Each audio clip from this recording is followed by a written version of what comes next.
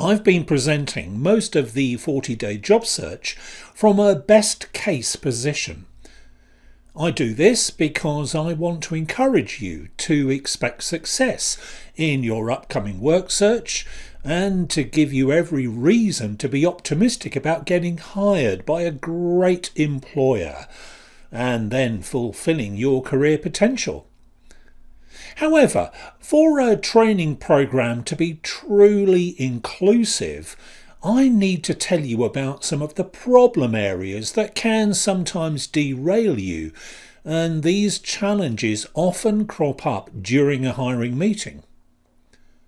Knowing what these issues are likely to be will help you anticipate the inevitable glitches that may come your way and prepare you for any difficulties if they cross your path.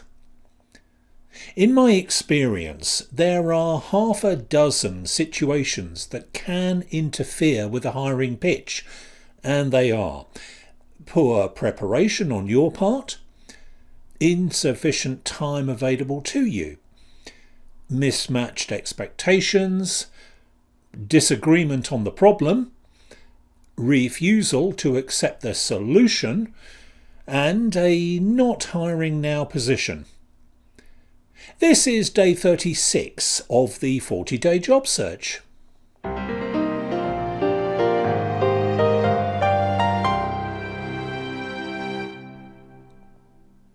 Hello, I'm Neil Grant, the person behind the Vocation Master training program, and I help you do better work. If you're looking for an employed position with a private sector organisation, you've come to the right place, because I'm going to show you how to transform your professional future by taking complete control of your next job search. Everything you get in this tutorial series is taken from my complete job search masterclass. You'll find syllabus and enrolment details for that at my website, where you can also take advantage of my free Job Interview Secrets video course. You get 3 hours of information, advice and action plans that go straight to the heart of my job interview strategy. I used to charge $99 for this short course, but I'm now making it available to you without any charge whatsoever to say thank you for taking an interest in what I do and as a way of showing you how I work. If you want to nail any kind of job interview, you can't afford to miss out on this unique material. Just go to vocationmaster.com for free and immediate access. If you enjoy this video, please like and subscribe and consider sharing it with other job searchers in your network. Thank you, and I really appreciate your help in supporting my channel. Alright then, with those messages out of the way, here's today's tutorial. So let's run through each of these potential problems I talk about and consider some possible solutions if you're unlucky enough to run into any of them. Now, the first one to consider is poor preparation, which is an obvious difficulty. While it's the most profound hurdle in your way, it's also the easiest one to overcome. There's really no excuse for insufficient preparation, although I've come across Vocation Master course participants who readily admit to not being fully prepared during feedback sessions following unsuccessful hiring meetings. The answer is simple, and you know what that is. Get down to business and do everything I talk about in these tutorials. In addition to putting in the basic groundwork, don't forget that good preparation includes things such as mugging up on the recent business developments in your arena, or familiarising yourself with the latest news from your industry that you can feed into your pitch. But the most critical aspect of preparation is getting your head straight and keeping your mind focused on what matters most. If you do this, almost everything else will fall into place, so long as you have a desire to perform at the peak of your abilities and you refuse to accept anything less than your best. Now, the second potential problem comes in the shape of insufficient time being available to you. Now, this might refer to being late for your meeting, but that's not what I've got in mind here. Instead, you could find yourself in a meeting that's truncated for some reason, or the hiring decision maker tells you in advance that they've only got 10 minutes available or whatever. This is unquestionably a damaging constraint. You need a minimum of half an hour to pitch yourself properly, and more like 45 minutes to an hour, depending on the complexity of your situation. That's 5 minutes to break the ice and cover introductions. You absolutely must devote at least 15 minutes to your prepared pitch. This should be inked into your available time slot, and you can't abbreviate this phase without severely compromising yourself. Then up to half an hour for expansion and a demonstration of how you'll do the job, plus 10 minutes to wrap up and gain commitment. For obvious reasons, rushing any of this isn't helpful in any way at all. If the hiring decision maker gives you advance notice of a significantly shortened time slot, I recommend you reschedule. If you're unexpectedly cut off in the middle of things, try to do the same thing and pick up where you left off. The difficulty is that you've lost the element of freshness. Making an impact is what it's all about, and firing up a shortened pitch sometime later is a bit like reheating a delicious meal after it's gone cold. It just isn't the same the second time around. The third of my problem areas is mismatched expectations. This is a serious problem if it happens, but not a devastating one.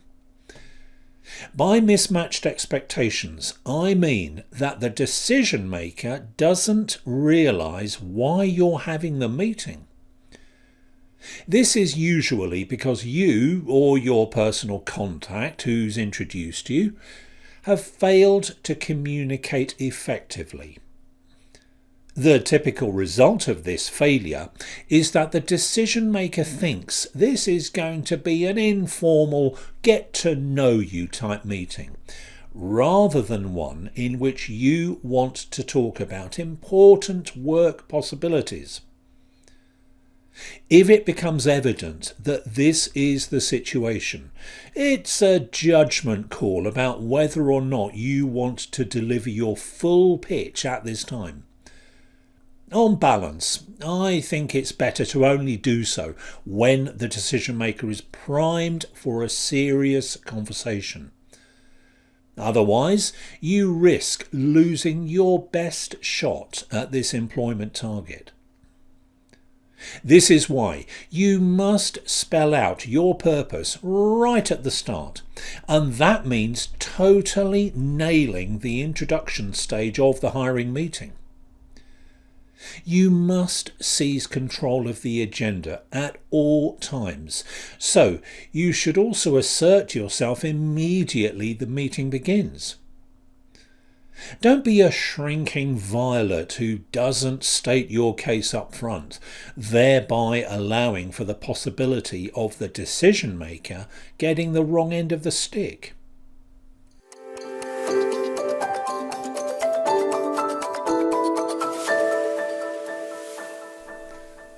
The fourth of my potential difficulties is a disagreement on the problem. And this is a pretty tough one to get around. Assuming you've managed to outline the main business challenge as you understand it, the decision maker can only agree with the position as you present it, or they can quibble with you. If it's the latter, this isn't a good way to conduct the rest of the meeting. The greater the disagreement, the worse it gets for you. If you've done your homework properly, this situation shouldn't arise, but it would be naive to imagine that it's not a possibility. If this happens, you have three options available to you. The first is to soldier on and hope for the best by blagging your way through the remainder of the pitch, although this requires a lot of improvisation and no little chutzpah. You might decide that there's not much to lose, particularly if you have good reason to believe that you're only going to get one stab at convincing this person to give you a job. It will be an interesting pitch, to say the least, but you'll have a great tale to tell at dinner parties in the future. The second option is to excuse yourself immediately, retire and reformulate your pitch to accommodate the new problem, which you'll need to spend time and effort to assess. It'll undoubtedly be an embarrassing few minutes when you explain that you've got it wrong, but you might decide that you can handle that if the opportunity justifies a seriously red face. You'll have to do some in-depth analysis of where you went wrong, then grovel your way back in if you can. You'll possibly want a heart-to-heart conversation with the person who gave you bad information too. If you ask me, bailing out is something you do once and once only. So I'd forget about this company if the results of my research were immediately blown out of the water. The third option is the one I advocate, and that's to stop digging yourself into a hole. Apologise and explain that you've been wrongly informed, and ask the decision maker to describe the main problem they face right there in front of you. If it's something you can adapt your pitch to, proceed accordingly. I must stress that this is not a great way of starting a pitch, but it's probably the least worst solution to a disagreement about the business challenge you hope to solve.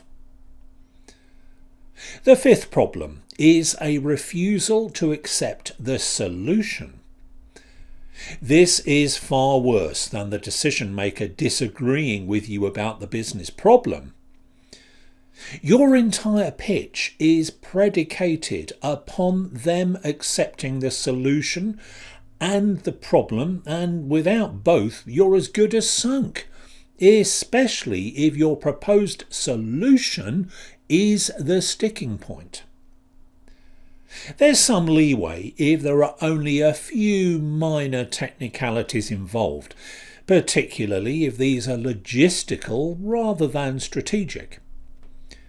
But if you get major objections to your proposal that don't make much sense, there might be a hidden agenda that's constraining the decision maker. This might be for confidential financial reasons, or based on personnel issues that you're probably not aware of. The other possibility is that the person you're meeting with is the problem. The boss must carry full responsibility for everything that goes on inside their department or business, including the multitude of problems that are part and parcel of every organisation's operations.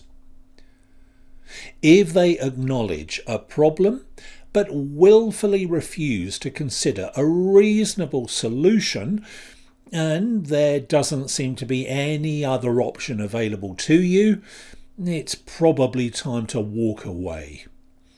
Do you really want to work for this sort of company in the first place? The sixth of my problem areas is a not hiring now situation. This is one of the most common objections you'll hear. A decision maker might welcome your proactive approach and praise your pitch. They may completely accept your description of the problem their business faces and embrace the solution you offer them. They could believe that you're the right person and would love to offer you a position, but for one small problem, and that is that there's a hiring embargo. It would be nice to think that logic prevails in a situation like this. If you can show that you'll be bringing more money into the business than you'll be costing in salary and benefits, it stands to reason that you should be hired. Unfortunately, things don't always work out this way, often for reasons that you cannot influence. All you can do is state your case and appeal to reason. Just know that there are some events in life which are beyond your control, and these include strange company policy decisions, even if common sense dictates their stupidity. In the next 4 tutorials, I'll be shifting away from content, delivery and other front-facing aspects of your job pitch and considering the things that go on in the background. Perhaps the most vital of these is the need for mental toughness and becoming psychologically prepared for everything that will happen in your work search. I hope you can join me for day 37 of the 40-day job search to learn about the importance of sharpening your axe. I'll explain what this expression refers to then, so don't miss out. If you prefer to listen to training materials rather than watch them, all of these job search tutorials are available in audio format.